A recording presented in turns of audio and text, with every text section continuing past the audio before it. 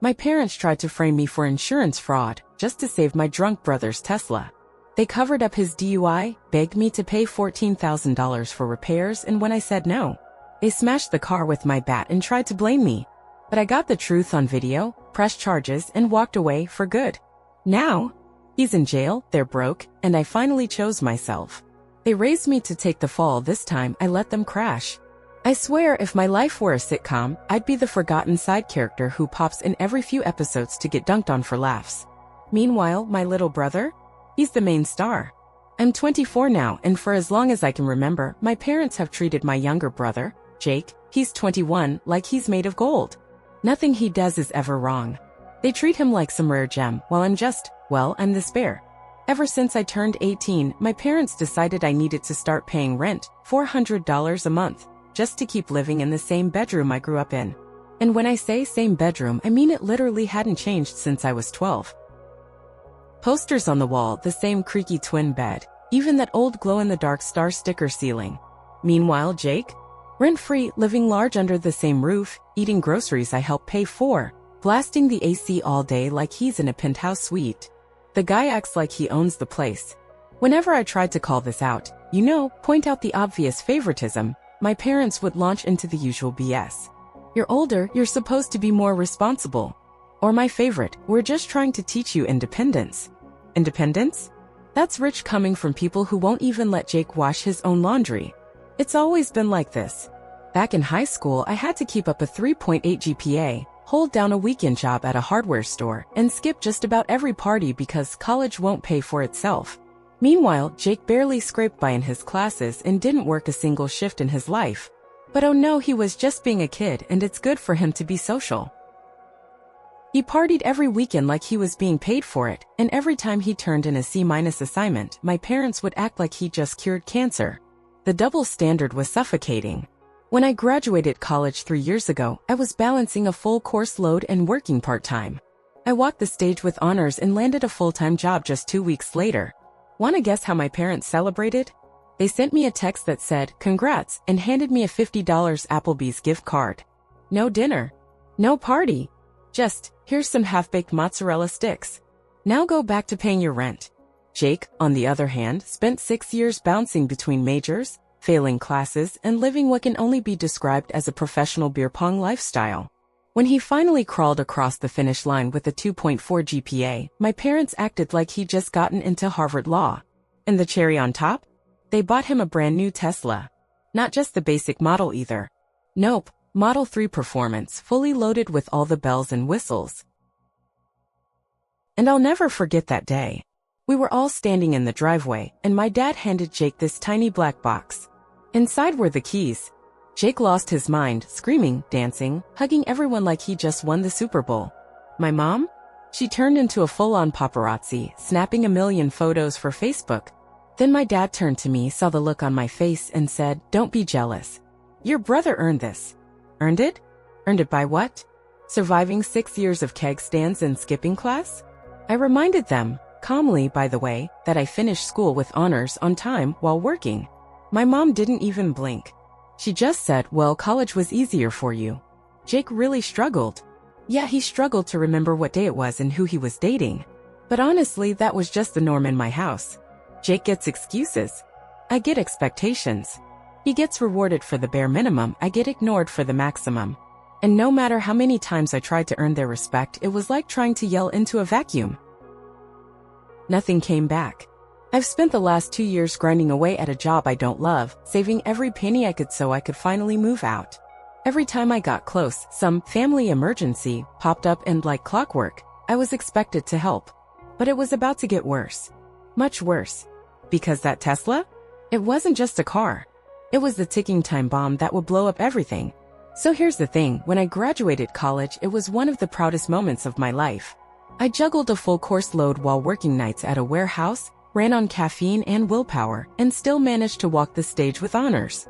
I didn't expect fireworks or a parade, but a little recognition wouldn't have killed them. Instead, I got a text. It said, "Proud of you. Here's a little something for dinner." Attached was a $50 Applebee's gift card. That was it. No dinner out. No get-together with family. Just a piece of plastic and a reminder that, in my family, effort doesn't equal reward, at least not when you're me. So imagine my reaction when 3 years later, my brother Jake finally dragged himself across the graduation finish line. After 6 years. With a 2.4 GPA. And yet somehow my parents acted like he'd just given the commencement speech at MIT. Let me paint the scene for you. We're all standing out in the driveway on a bright Saturday morning. My mom is practically vibrating with excitement, holding her phone in both hands like she's about to live stream a birth. My dad's got this smug look on his face like he's the host of a surprise home makeover show. Jake strolls out, still rubbing sleep out of his eyes because God forbid he wake up before noon, and Dad hands him a small black box. Jake pops it open. Inside? A Tesla key fob. Across the street, parked in all its shiny white glory, was a brand new Tesla Model 3 Performance. Not the standard model. Not a used one. The $60,000 plus version with the full self-driving package, sport wheels, upgraded sound system, all of it. Jake's jaw hit the concrete. He started laughing, yelling, jumping up and down like a toddler who just got a pony. My mom was snapping photos like her life depended on it. Jake was already halfway to the car before Dad even said anything. And then my dad turned to me, and I'll never forget this, he said. Don't be bitter. Your brother deserves this. He's worked hard. Worked hard? This kid coasted through 6 years of college, failed half his classes, changed majors like outfits, and spent more time at frat parties than in class. But sure, let's pretend he earned a $60,000 electric rocket ship. Meanwhile, I'm out here paying $400 in rent to live in a dusty old bedroom that hasn't seen new furniture since puberty, driving a car with over 200,000 miles and a mysterious rattle that no mechanic can identify. I even had to buy my own graduation cake because my parents forgot. But hey, Jake struggled, according to my mom. It wasn't as easy for him as it was for you. Yeah, because setting your alarm for class is apparently a heroic effort now. It didn't take long for the Tesla to become his entire identity. He wouldn't go 5 minutes without bringing it up. Every conversation turned into my car this or my whip that. He started referring to himself, unironically, as Tesla Bro on his Instagram. He took selfies in the driver's seat daily. Dashboard shots with coffee. Nighttime cruises with music bumping. The thing wasn't a vehicle anymore, it was his personality on wheels. And I could feel something brewing. Not just jealousy, no, I was past that. I felt like I was being phased out of my own family. Replaced. Like everything I did was just setting the table for Jake to sit down and eat. But I kept quiet. I swallowed the lump in my throat and went back to work, thinking maybe, just maybe, I could push through, save enough, and finally get out. I just didn't realize the Tesla wasn't the peak of the problem. It was the beginning of a storm I never saw coming. You'd think getting a brand new Tesla would make someone a little more careful, like, maybe you treat it with respect. Not Jake. The car didn't make him more responsible. If anything, it supercharged his stupidity.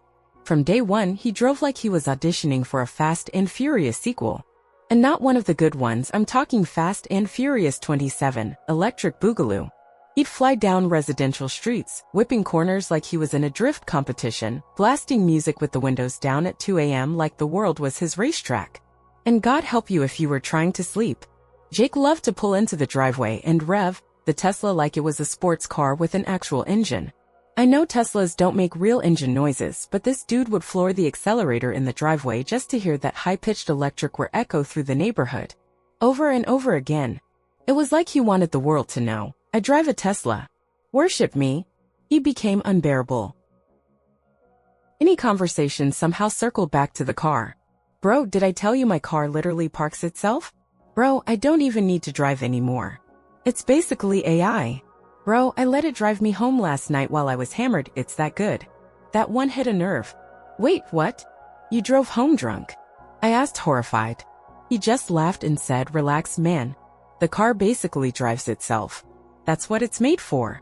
I told him he was playing with fire. I told him the car might steer, but it wouldn't stop him from making a dumb decision or killing someone.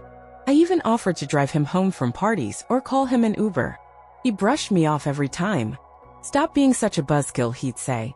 You just don't get it. But I did get it. I saw exactly where this was going. His TikTok started blowing up with videos of him pretending to sleep at the wheel, blasting down highways on autopilot. One clip showed him doing donuts in a grocery store parking lot while his drunk friends cheered from the passenger seat. Another one had him chugging a beer, tossing the can out the window, then yelling, "Let's see what this baby can really do." He turned that Tesla into his personal stunt car, and somehow, nobody, not his friends, not my parents, saw anything wrong with it. I tried warning them. I told my parents point blank, "Jake is going to hurt someone. You need to talk to him before something happens." My mom rolled her eyes. "You're just jealous that he has friends who like spending time with him." That was her takeaway. Not that her son was endangering lives, just that I was bitter because I didn't have a group of beer-soaked idiots to cruise around with. My dad wasn't any better. "Boys will be boys," he said. "He's just blowing off steam after graduation." Blowing off steam? The guy was a rolling hazard with a six-figure toy he treated like a Hot Wheels car. Every week, the videos got riskier. Speeds got higher. Jake got cockier. And I felt like I was standing on train tracks, screaming at everyone that a train was coming, while they smiled and waved and told me to mind my own business. But I knew the truth. It wasn't a question of if something bad would happen, it was just a matter of when. And when it did, I had a sinking feeling they'd find a way to make it my fault. It was a Thursday night, sometime around 3 a.m., when I heard the front door slam open like someone had kicked it. Muffled voices followed panicked, hushed tones rushing through the hallway. Then I heard my dad's car roar to life and peel out of the driveway. I came downstairs and found my mom sitting on the couch, pale as a ghost, wringing her hands. I asked what happened. Her response? "Your brother had a little accident with the Tesla. Your father's going to pick him up." A little accident. That's family code in our house for catastrophic screw-up we're about to sweep under the rug. I didn't say anything. I just stared at her until she looked away. About an hour later, around 4:30 a.m., I saw my dad's car pull into the driveway. From my bedroom window, I watched him practically drag Jake out of the back seat. My brother could barely walk. He was missing a shoe, his shirt was torn, and there was dried blood on his forehead. He looked like he'd been in a bar fight with a garbage truck. My dad was whisper-shouting at him, trying to keep him quiet. Jake, in his usual classy way, slurred out something like, "Tree came out of nowhere, man." Turns out, after leaving a bar, he drove the Tesla straight into a tree. Not just any tree, a massive old oak on someone's front lawn. He'd taken a turn too fast, lost control, jumped the curb, and wrapped the front of that car around the trunk like a ribbon on a bad Christmas present. Somehow, by nothing short of a miracle, Jake wasn't seriously hurt, just a gashed forehead and what looked like airbag bruises. But the Tesla was wrecked. I'm talking front end completely smashed, windshield shattered, both airbags deployed, hood folded like origami, one front wheel bent at a freakish angle. It looked like a sculpture of regret. And what did my parents do? They tucked him into bed. Seriously. They let him upstairs like a sleepy toddler who stayed up too late, not like a grown man who had just committed a felony. I didn't get the full story until the next morning when I overheard my mom whispering on the phone with my aunt. Apparently, my dad beat the cops to the scene, dealt with the homeowner somehow, probably with a check and a promise, and got the car towed back to our garage before the authorities ever showed up. They managed to keep the whole thing off the radar. No police report. No DUI charges. No breathalyzer. Just a broken car and an even more broken sense of reality. And there it sat, the Tesla, like a metal corpse taking up half the garage. They kept the garage door closed at all times like they were trying to hide a dead body. Every time I passed it, I'd peek in and see the same sight, the mangled front end, powder from the airbag still clinging to the seats, glass shards glinting under the weak overhead light. My parents didn't mention it. Jake acted like nothing happened. And me?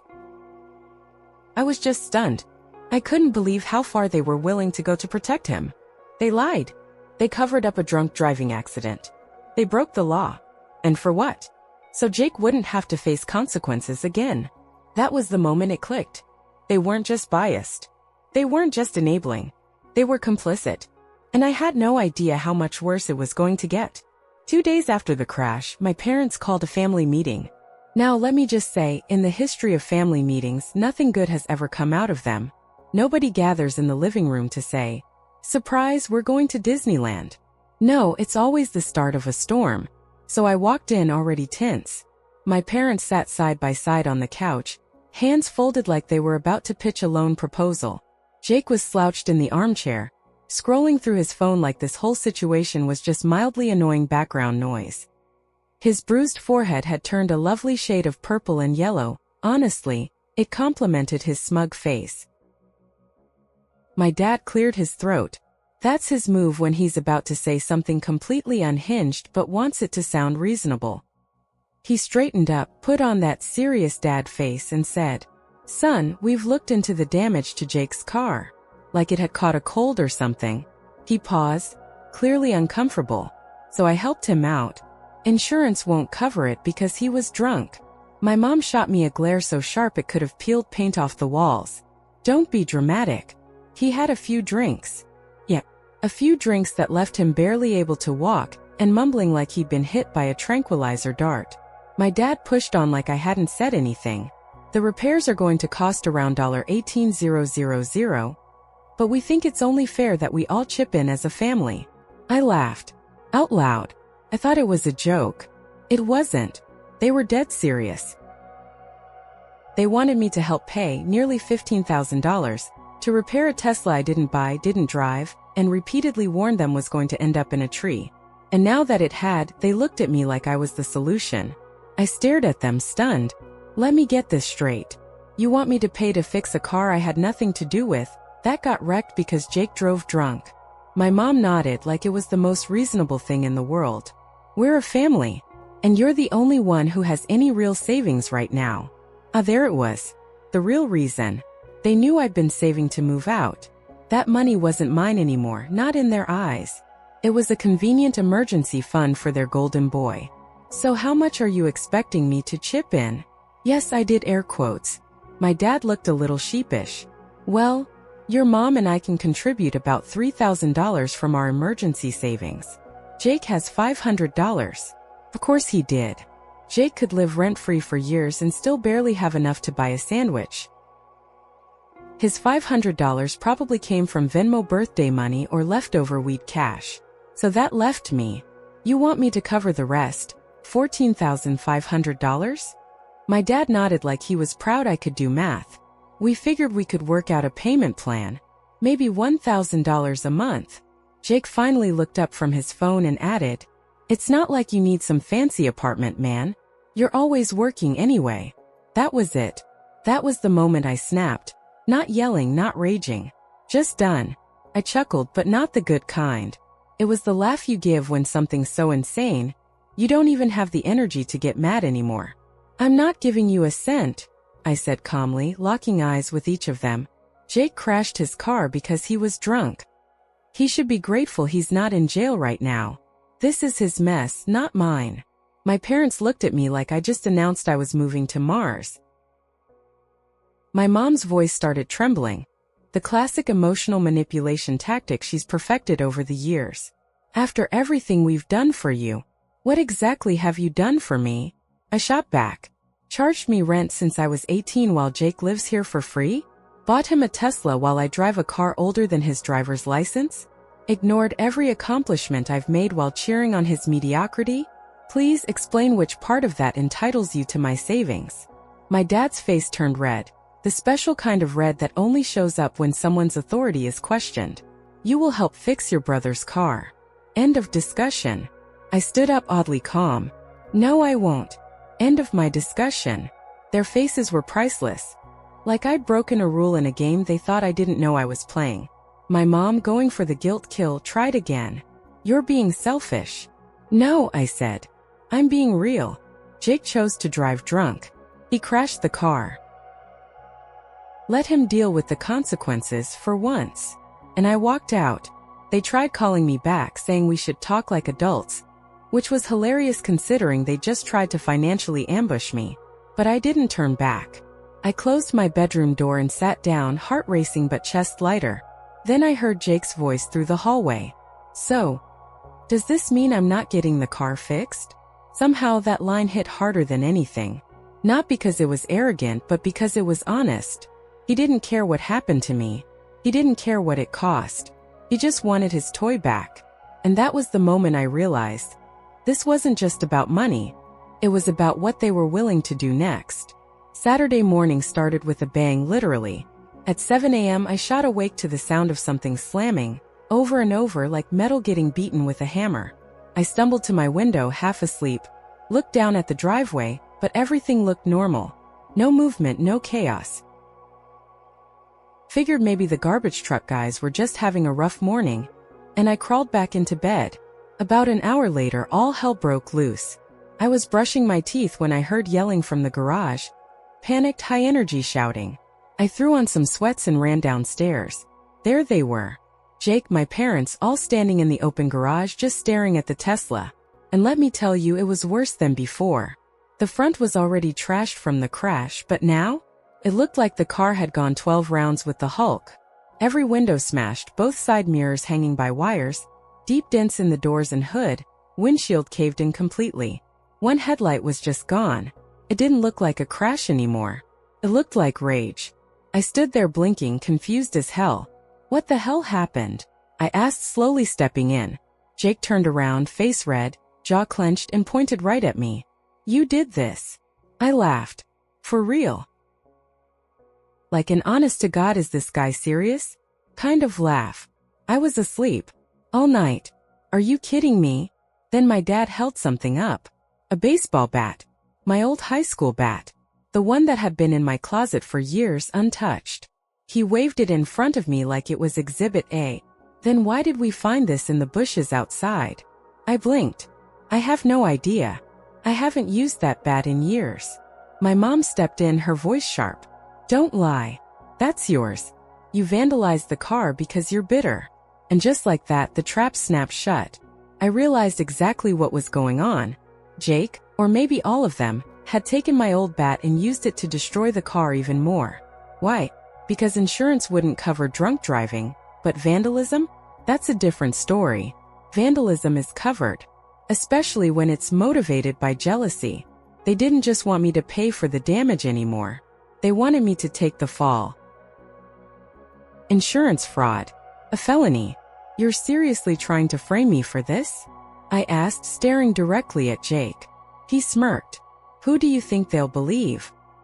He gestured at my parents standing behind him like a jury already in deliberation. The angry older brother with savings and a chip on his shoulder. Or me. The kid who just got his car destroyed? I looked at my parents. Neither one said a word. Arms crossed. Silent. They'd already picked a side. Again. This is insane, I said. You know I didn't do this. My mom scoffed. We heard you leave your room around 2 in the morning.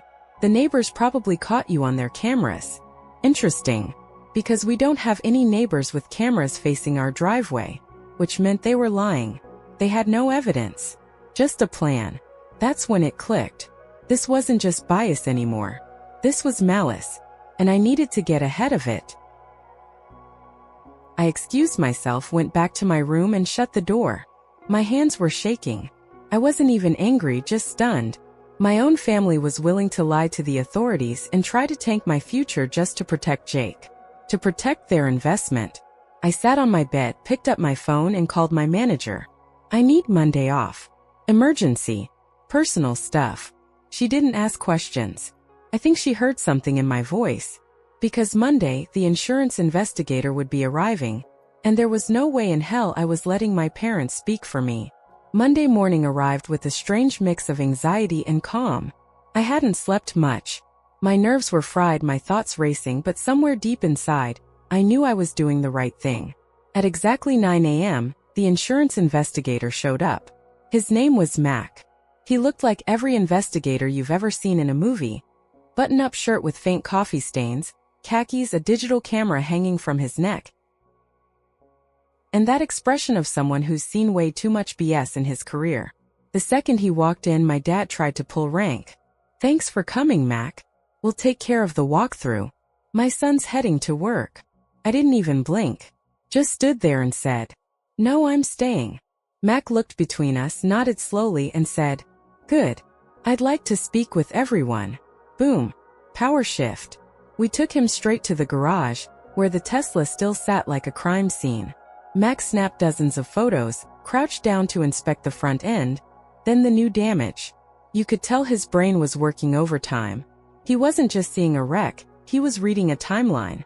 After a while, he turned to my parents and said, I'll need to speak to each of you. Alone. My parents insisted on going first, together of course, like they were rehearsing their lines. They were in there about 30 minutes.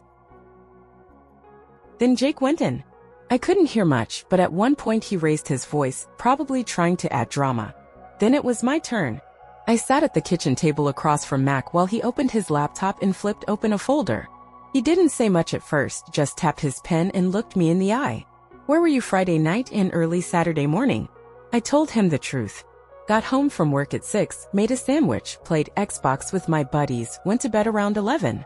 Didn't leave my room until I heard yelling from the garage the next morning. Then he asked the big one. Did you damage the Tesla? No, I said, locking eyes with him. But here's what you really need to know. I laid it all out, from the Tesla gift to Jake's reckless driving, the drunk nights, the TikToks, the speeding, the crash into the tree. I told him about the cover-up, the hush-hush ride home, and how they somehow convinced the homeowner not to report anything. I explained that the airbags had already gone off before the so-called vandalism. Check them, I told him. You'll see. The first crash deployed the airbags. That's the impact damage. Everything else? That came after. Mac took notes the entire time, occasionally raising an eyebrow. When I mentioned the $14,500 they asked me to pay, and how the vandalism happened just after I said no, he finally showed emotion. A long exhale. A slow nod. He got it.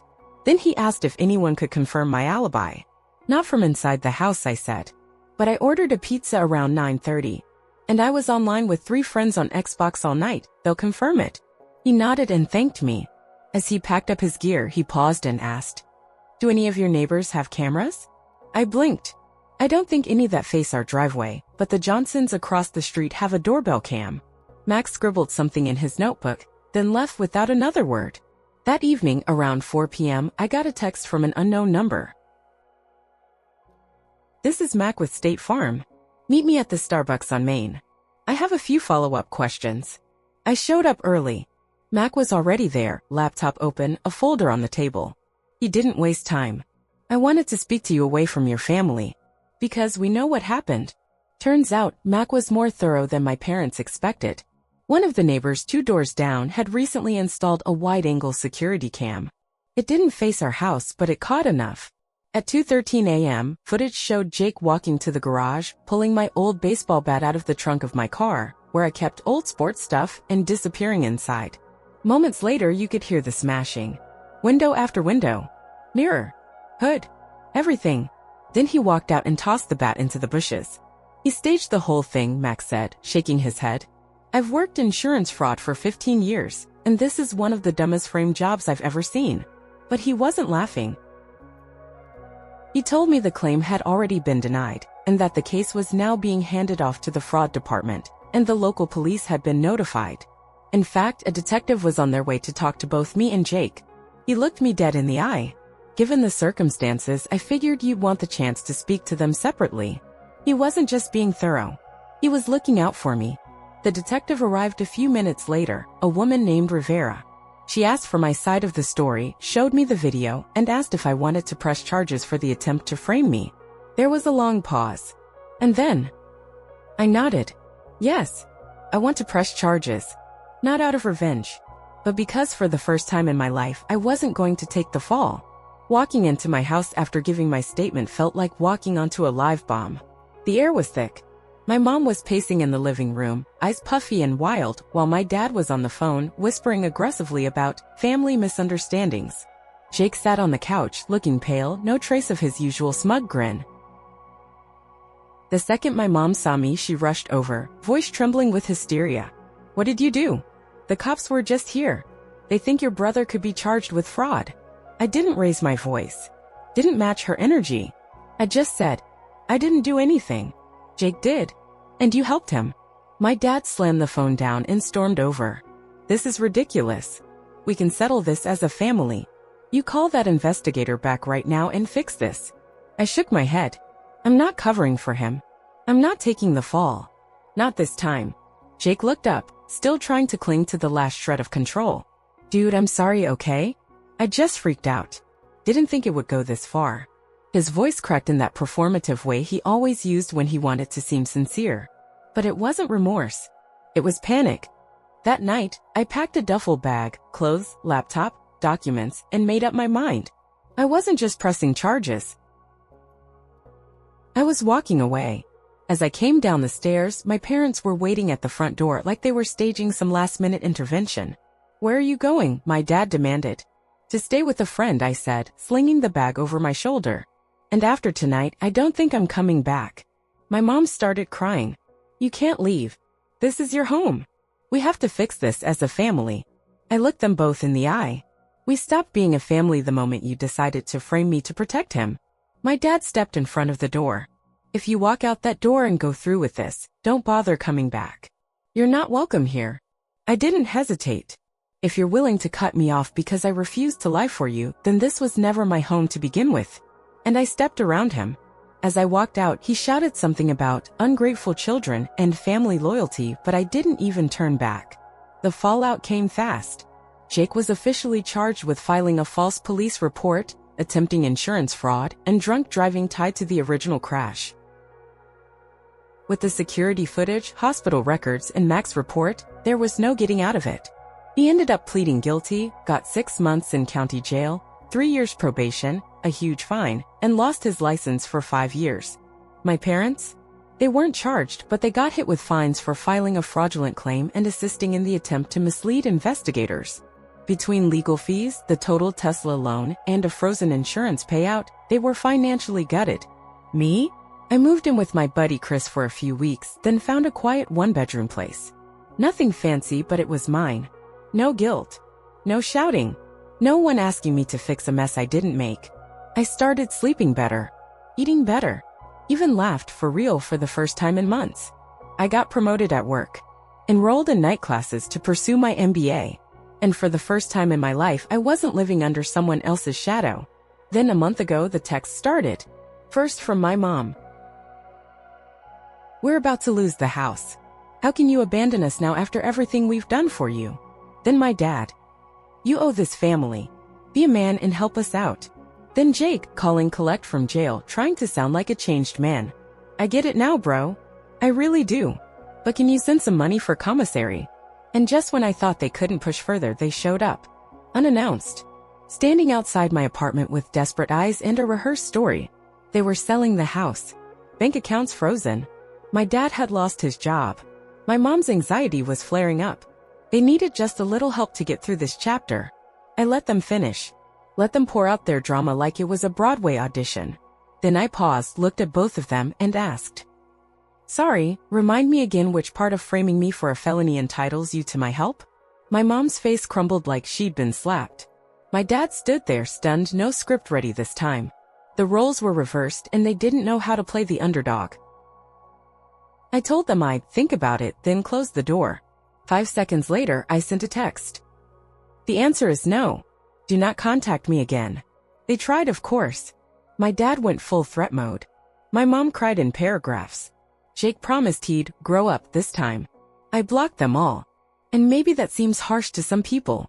But after 24 years of being the family scapegoat, after being asked to sacrifice everything while they protected someone who never earned it, after nearly being framed for insurance fraud, it's not harsh. It's freedom.